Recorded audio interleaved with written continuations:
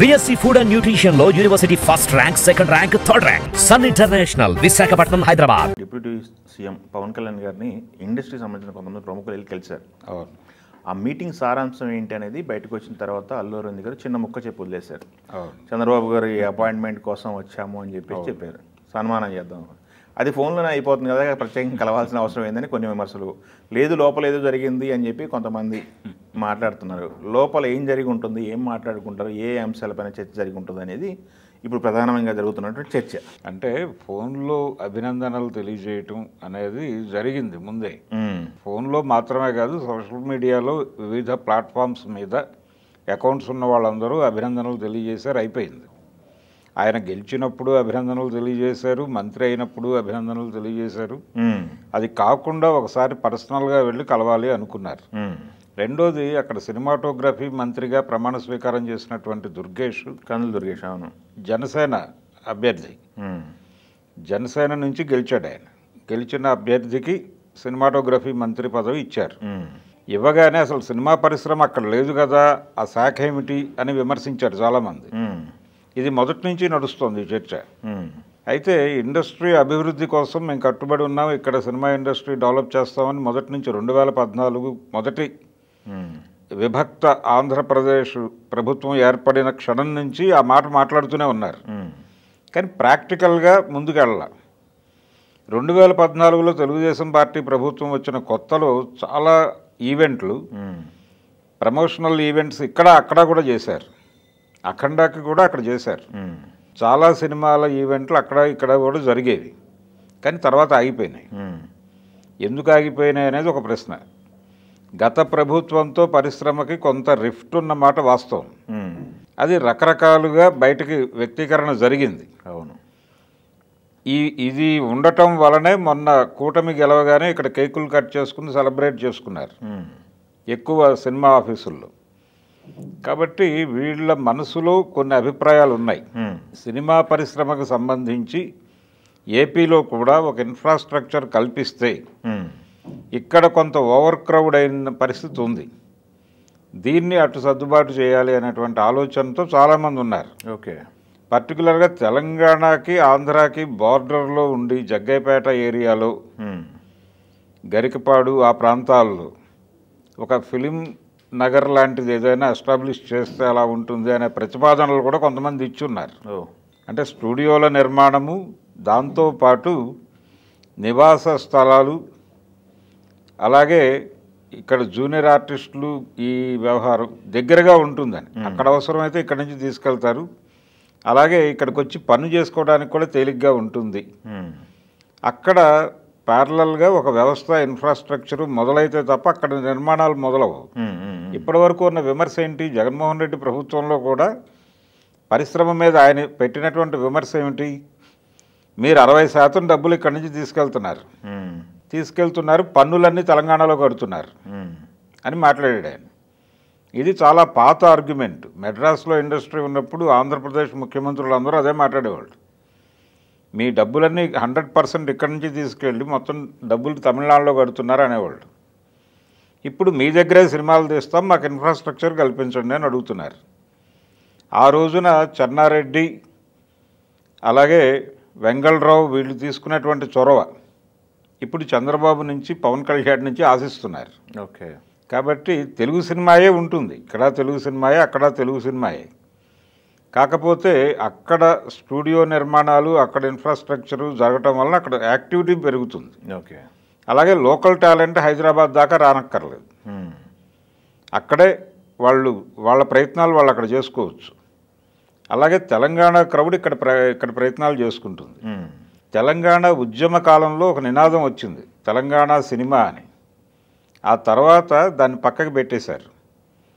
ఇప్పుడు దానికి ఏదైనా ఊపిరి పోస్తారా అనేది చూడాలి. చూసి నేటివ్ సినిమా అనేది, తెలంగాణ నేటివ్ సినిమా, అలాగే ఆంధ్ర నేటివ్ సినిమా. ఇప్పుడు ఇన్ఫ్రాస్ట్రక్చర్ కొరత చాలా ఉంది హైదరాబాద్లో కూడా. దాన్ని కొంత బ్యాలెన్స్ చేస్తుంది అది. అంటే పాన్ ఇండియా ప్రాజెక్టులు చాలా వస్తున్నాయి. దీనికి సంబంధించినటువంటి ఇన్ఫ్రాస్ట్రక్చర్ బలంగా లేదు. ఆ లేనటువంటి పరిస్థితుల్లో ఏపీ గవర్నమెంట్ కొంత ముందుకొస్తే ఆ లోటు భర్తీ అవుతుంది అని చాలామంది నిర్మాతల్లో ఆలోచనలు ఉన్నాయి.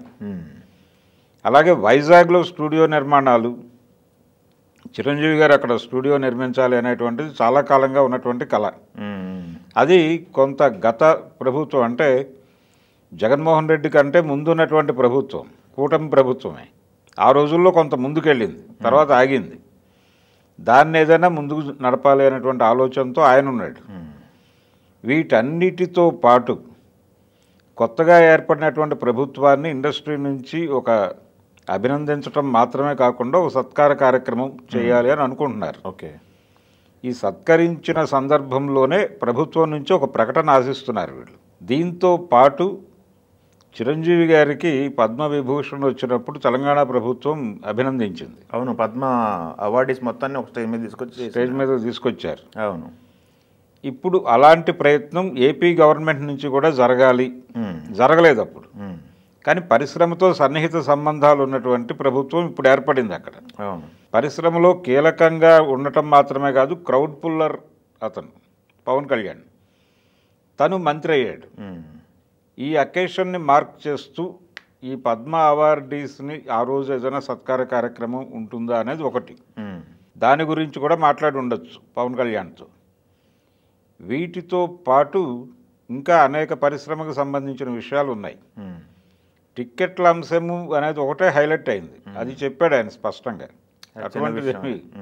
అటువంటిది ఏమీ లేదు, అది చాలా చిన్న విషయం అన్నాడు. అది కూడా ఇచ్చేసారుగా, నిన్న అయిపోయింది. నిన్న ఇచ్చేసారు. ఏపీ గవర్నమెంట్ కూడా 75 రూపీస్ 100 రూపీస్ చొప్పున ఇచ్చినట్టున్నారు, పెంచుకోవడానికి అవకాశం ఇచ్చారు. జరుగుతోంది అది.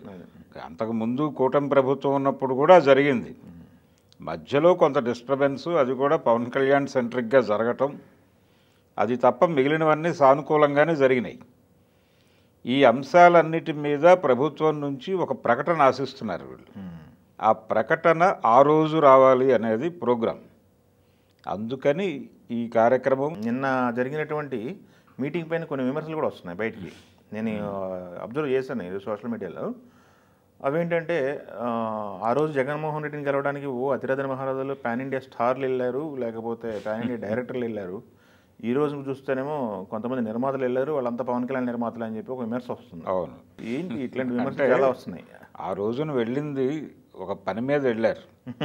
అంటే నిజానికి చిరంజీవి గారికి జగన్మోహన్ రెడ్డే కబురు పెట్టాడు. మొదట వెళ్ళింది ఆయన ఓన్గా కలవటం కోసం వెళ్ళలేదు. కబురు వచ్చిన తర్వాతే వెళ్ళాడు ఆయన. ఆ రోజు కారు పోర్టుకో దాకా వెళ్ళింది. జగన్మోహన్ రెడ్డి గారి ఇంటి పోర్టుకో దాకా కారు వెళ్ళటము, ఆయన సతీ సమేతంగా బయటకు వచ్చి లోపలికి తీసుకెళ్లారు. భోజన కార్యక్రమాలు జరిగినాయి లోపల. అయిన తర్వాత అది పొలిటికల్ ప్రోగ్రాం. దాని తర్వాత ఇంకొకసారి వెళ్ళారు. ఈ పొలిటికల్ ప్రోగ్రాంలో ఈయన నుంచి వాళ్ళు కొన్ని ఆశించారు.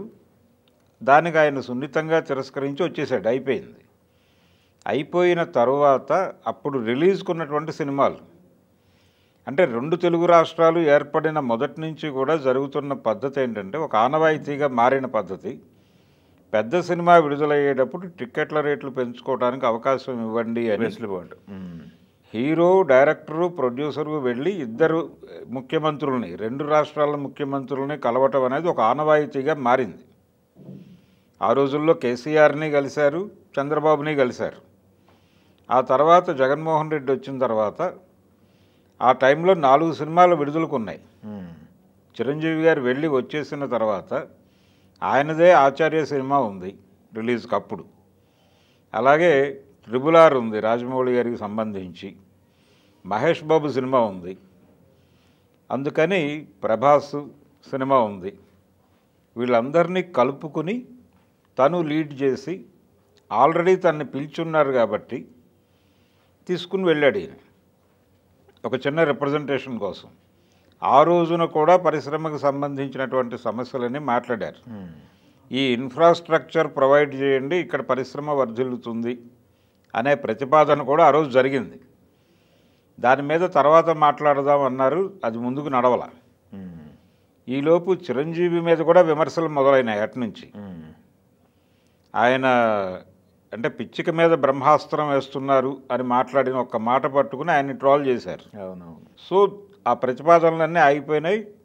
వాటిని ఇప్పుడు రివైవ్ చేసేటువంటి ప్రోగ్రామే తప్ప ఆ రోజు వెళ్ళిన పరిస్థితి వేరు, ఈరోజు వెళ్ళిన ప్రోగ్రాం వేరు. పరిశ్రమ నుంచి పెద్దలు వెళ్ళారు. ఇది సినిమాలకు టికెట్ల రేట్లు పెంచుకోవటమో మరొకటో కాదు, ఆ రోజున అదే ఎజెండా. అది వాళ్ళు చెప్పడం కూడా మేము జస్ట్ పర్సనల్గా వచ్చి కలిసాము, ఇక మిగతా విషయాలు మీ సీఎం గారిని కలిసినప్పుడు అఫీషియల్గా ఉంటుంది ప్రోగ్రామ్ అన్నట్టు మాట్లాడారు. అంటే నిన్న ప్రాథమికంగా ఏమేమి మాట్లాడాలి అనే దానికి సంబంధించి ఒక ముసాయిదా ప్రతిని తయారు చేసుకోవడానికి కావలసినటువంటి నిర్ణయాలు తీసుకున్నారు. నిన్న ఆయన దృష్టికి వీళ్ళు ఏం చెప్పబోతున్నారు అనేది అయితే తీసుకెళ్ళిపోయారు. ఇప్పుడు ఆయన అవన్నీ ఫీడ్ చేసి అట్నుంచి అదే వేదిక మీద ఒక ప్రకటన వచ్చేలాగా డిజైనింగ్ జరుగుతోంది. ఓకే, ఈ సత్కార కార్యక్రమము అలాగే పద్మ అవార్డీలకి సత్కార కార్యక్రమం ప్రభుత్వం వైపు నుంచి, వీటితో పాటు వీళ్ళ ఏదైతే కోరి ఈరోజు ప్రతిపాదించారో వాటికి సంబంధించిన ఒక ప్రకటన కూడా ప్రభుత్వం వైపు నుంచి ఆ రోజు వెలువడే అవకాశం ఉంది. సాధ్యాసాధ్యాల గురించి ఇది చాలా పెద్ద ఈవెంట్. అది ఈవెంట్ కాదు, అది కేవలం విజ్ఞాపన చేయటం కోసం వెళ్ళి మాట్లాడి వచ్చారు అంతే. Formal meeting. అది కూడా ఆ టైంలో ఉన్నటువంటి రిలీజుల తాలూకా వ్యవహారం మాత్రమే. చిరంజీవి గారు చాలా స్పష్టంగా ఒక మాట అన్నాడు ఆ రోజున. అన్నీ చెప్పేసిన తర్వాత, మీరు తల్లి పరిస్థితి అంటే తల్లి పొజిషన్లో ఉన్నారు, మేము బిడ్డలుగా వచ్చాం, మీరు మమ్మల్ని ఆదరించాలి అనే మాట చాలా వైరల్ అయింది ఆ టైంలో. జగన్మోహన్ రెడ్డితో ఆయన అన్న డైలాగ్.